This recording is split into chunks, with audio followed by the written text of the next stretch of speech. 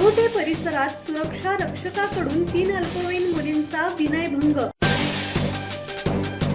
नवी मुंबईतील कामोठेमध्ये 3 अल्पवयीन मुलींचा विनयभंग झाल्याची धक्कादायक घटना समोर आली आहे।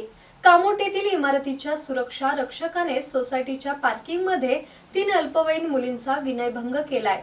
एका मुलीच्या शाळेत गुड टच बॅड टच संदर्भात शिक्षिकेकडून माहिती देत असताना अल्पवयीन मुलीने आपल्याला बॅड टच करण्यात येत असल्याची माहिती शिक्षिकेला दिली। पालकांना माहिती दिल्यावर सोसायटीमधील सीसीटीव्ही पाहिले असता त्यामध्ये सुरक्षा रक्षक आरोपीने 6 वर्षीय, 7 वर्षीय आणि 9 वर्षीय अशा 3 अल्पवयीन मुलींचा विनयभंग केल्याची धक्कादायक बाब समोर आली आहे। या प्रकरणी सुरक्षा रक्षक पंकज सिंग विरोधात कामोठे पोलीस ठाण्यात पोस्को कायद्याअंतर्गत गुन्हा दाखल करण्यात आला आहे। कामोठे पोलिसांनी आरोपीला तात्काळ अटक केली असून अधिक तपास करण्यात येतोय।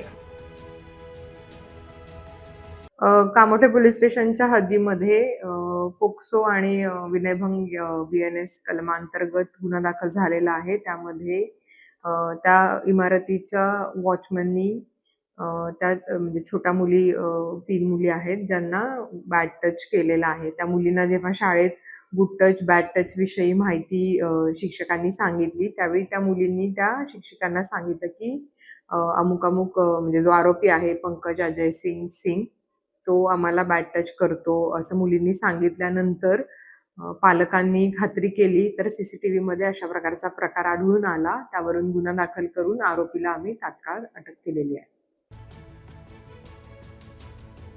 मनोज भिंगरडे, संवाद मराठी लाईव्ह, नवी मुंबई।